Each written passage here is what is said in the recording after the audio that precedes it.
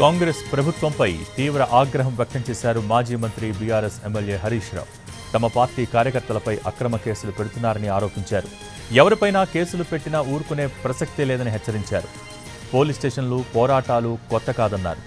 ఉత్త హామీలిచ్చి కాంగ్రెస్ అధికారంలోకి వచ్చిందన్నారు హరీష్ రావు. గజ్వేల్లో కేసీఆర్ను ఓడించేందుకు ఎన్నో కుట్రలు జరిగాయని అంటున్నారు.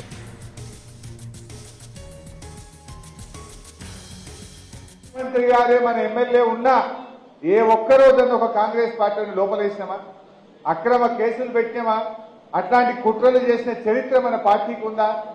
మన కేసీఆర్ ఎంతసేపు ప్రజలు గెలవాలి, ప్రజలు బాగుండాలి, గజ్వేల్ అభివృద్ధి చెందాలి, మనకు కుట్రలొద్దు, కుతంత్రాలొద్దు, కేసులొద్దు అని ఆయన ఎంతసేపు మంచి నీళ్ళు ఎట్లు ఇవ్వాలి, సాగునీళ్ళు ఎట్లు ఇవ్వాలి, రోడ్లు ఎట్లా బాగా చేసుకోవాలి, గజ్వేల్ పల్లెలు ఎట్లా బాగుపడాలని ఆలోచించాడు. అది ఇవాళ మనం చేసిన పని.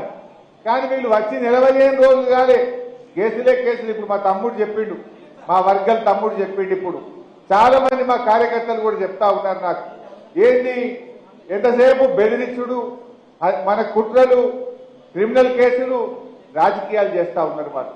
అంటే మీరు దేంట్లో అభివృద్ధి సాధిస్తున్నారు? కేసీఆర్ గారేమో గజ్వేల్ను అద్భుతంగా మరి ఆయన అభివృద్ధిలో ముందుకు తీసుకుపోతే మీరు కేసుల్లో ముందుకు తీసుకుపోతున్నారు. కేసీఆర్ గారేమో గజ్వేల్ ప్రజల జీవన ప్రమాణాలు పెంచడంలో పోటీ పడ్డాడు. మీరేమో కేసులు, కుట్రలు, అక్రమ కేసులు పెట్టడంలో మీరు పోటీ పెడుతున్నారు.